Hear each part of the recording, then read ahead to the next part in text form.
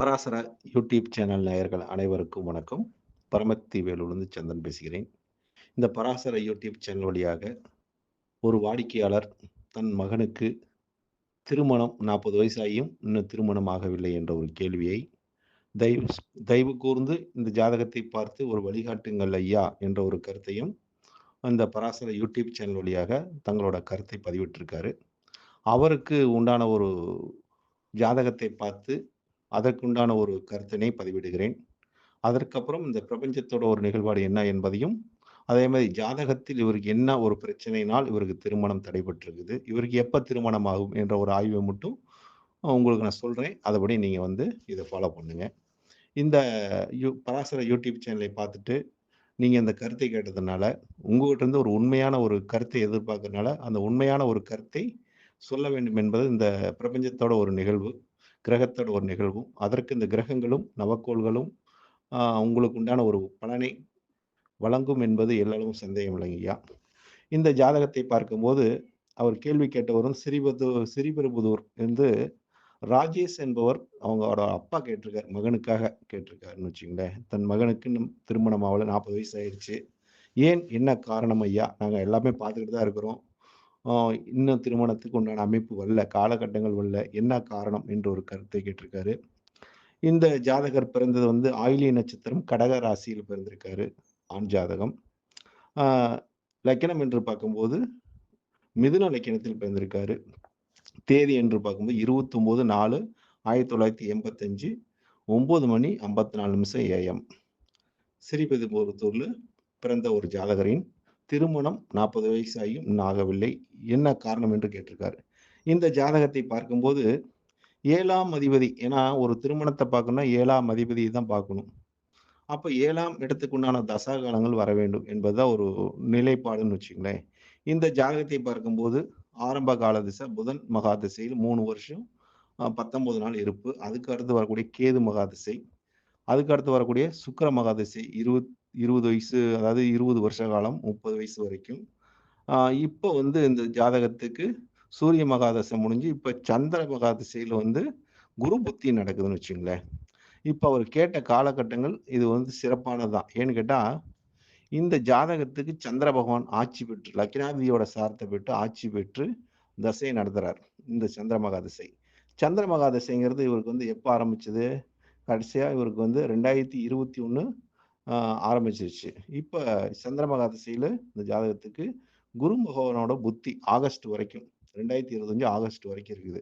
அப்ப அந்த குரு புத்தி இந்த ஜாதகத்துக்கு ஜனன ஜாதகத்துக்கு லக்கினத்தை தொடும்போது 7ஆம் இடத்தை குரு பார்க்கிறார். ஏன்னா இந்த ஜாதகத்துல குரு பாதகாதிபதின்னு வச்சுக்கங்களேன்.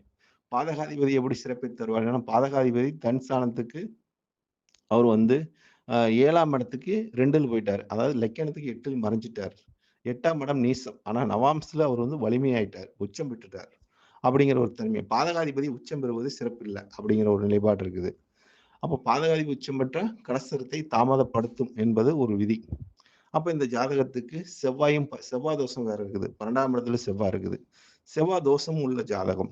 அப்ப 5 பூர்வ புண்ணியம் என்று சொல்லக்கூடியது 5ஆம் இடத்துல கேது பகவான் வேற இருக்காரு. அப்ப கேது பகவானும் 5ல இருக்கிறதுனால பூர்வ புண்ணியத்தோட தோஷமும் இந்த ஜாதகத்துக்கு இருக்குது. அப்ப 2ஆம் அதிபதி குடும்பாதிபதி ஆட்சி பெற்றும் இந்த ஜாதகத்துக்கு திருமணத்தை இவ்வளவு கால தாமதமாக்குவதற்கு காரணமே பூர்வ புண்ணியம் 1, 5, 9 என்று சொல்லக்கூடிய ஸ்தானங்கள் வலுவில்லை. அதாவது 1ஆம் அதிபதியா வரக்கூடியவர் புதன் பகவான். தன் ஸ்தானத்துக்கு போய் 10ல் கர்மஸ்தானத்துல உட்கார்ந்துட்டார். நீசம் பெற்றுட்டார் புதன். நீசம் பெற்றிருப்பது ஒரு சிறப்பு இல்ல. அதே மாரி இந்த ஜாதகத்துக்கு 9ஆம் அதிபதி கூடிய வரக்கூடிய சனி பகவான் வக்கரம் ஆயிட்டார். அவர் யாரோட சேர்ந்திருக்காரு? 6ஆம் இடத்துல சேர்ந்திருக்காரு. அப்ப 6ஆம் இடங்கிறது ஒரு உத்தியோகத்த குடுக்கும், தொழிலுக்கு போகக்கூடிய அமைப்ப குடுக்கும், இதெல்லாம் செய்யுங்க. ஆனா திருமணத்துக்கு தடைய குடுக்கும் அப்படிங்கிற தன்மை. பாக்கியஸ்தானமும் சிறப்பில்ல. அடுத்ததாக இந்த ஜாதகத்துக்கு பார்க்கும்போது, சந்திரனுக்கு 7ஆம் இடத்துல குரு நீசமா இருக்காரு. அதுவும் சிறப்பில்ல. கலஸ்திரக்காரனுக்கு சுக்கிரனுக்கு 7ஆம் இடத்துல அந்த அதிபதி நீசமா இருக்காரு. அதுவும் சிறப்பில்ல. அப்ப இந்த ஜாதகத்துக்கு என்னதான் சிறப்பு? என்னதான் நடக்கும்? அப்படிங்கன்னா, இப்ப ஆட்சி பெற்று நடத்தக்கூடிய திசை, சந்திரமகா திசை, லக்னாதிபதியோட சாரத்த பெற்றிருப்பது சிறப்பு. அதற்கு 7ல் குரு இருப்பது ஒரு சிறப்பு. அப்ப இப்ப குருவோட கோச்சார ரீதியா பார்க்கும்போது சந்திரனுக்கு 11ல தான் குரு கோச்சாரத்துல இருக்காரு. அது ஒரு சிறப்பு தாங்க. ஆனா சந்திரனுக்கு பாதகத்துல இருக்காரு குரு. அப்ப அது சிறப்பான்னு பார்த்தா ஒரு பாதகாதிபதி, லக்கினத்துக்கு பாதகாதிபதி, ராசிக்கும் பாதகத்தில் இருப்பது சிறப்பில்ல கோச்சார ரீதியா. அப்ப இந்த சந்திரமகா திசையில இந்த குரு பகவான் அந்த ஸ்தானத்த விட்டு லக்கினத்துக்கு வந்தாருன்னா, சிறப்பை குடுக்கும் இந்த ஜாதகத்துக்கு என்ற ஒரு நிலைப்பாடு இருக்குது. அப்ப இந்த ஜாதகத்துக்கு எந்த காலகட்டத்தில் திருமணம் நடக்கும்? அப்ப 2025 ஆகஸ்ட் மாசம் இந்த ஜாதகத்துக்கு கன்ஃபார்மா திருமணம் நடக்கும் என்பது எல்லளவு சந்தேகம் இல்லைங்க. அதுவரைக்கும் நீங்க உங்களோட முயற்சி எடுத்துக்கொண்டு இருந்தா தான் நல்லது. ஏன்னா, குடும்பாதிபதி ஆட்சி பெற்று இப்ப ஒரு சிறப்பான ஒரு நிலையில இருக்காரு. இப்ப குரு புத்தி சந்திரனும் குருவும் கேந்திரத்துல இருக்காங்க. இருக்கையிலே இவங்க 2 பேரும் நல்லா பலமா இருக்காங்க. சந்திரனோட வீட்ல குரு உச்சமா இருக்காங்க. அப்ப இந்த காலகட்டம் உங்களுக்கு அந்த சிறப்பான பலனை கொடுக்கும். அதனால சந்திரமகா திசையில குரு புத்திங்கிறது ஒரு சிறப்பான ஒரு நிலைப்பாட்டை கொடுக்கும். அப்ப 17/9/2025 வரைக்கும் இந்த தசா புத்தி இருக்குது. அப்ப அந்த புத்தியிலும் உங்களுக்கு அது நடத்தி கொடுக்கும். அப்போ உங்களோட முயற்சி இந்த எடுக்கணும். எடுத்தா தான் நடக்கும். யார் முயற்சி எடுத்தா நல்லது அப்படின்னு பார்த்தா, இப்ப 7ஆம் அதிபதிக்கு சந்திரன் ஆட்சி பெற்றிருக்காரு.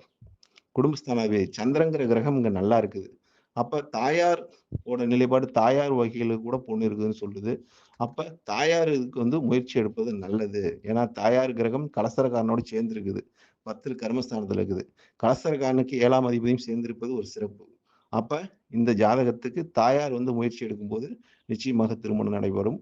அதே மாரி இந்த ஜாதகத்துக்கு செப்டம்பருக்குள்ள திருமணம் ஆகக்கூடிய வாய்ப்பு உண்டு. வேற ஏதாச்சும் உங்களுக்கு சந்தேகம் ஏதாச்சும் இருந்தா, நீங்க இந்த கமெண்ட் பாக்ஸ்ல உங்களுக்கு கமெண்ட் கருத்தை பதிவிடுங்க நண்பர்களே.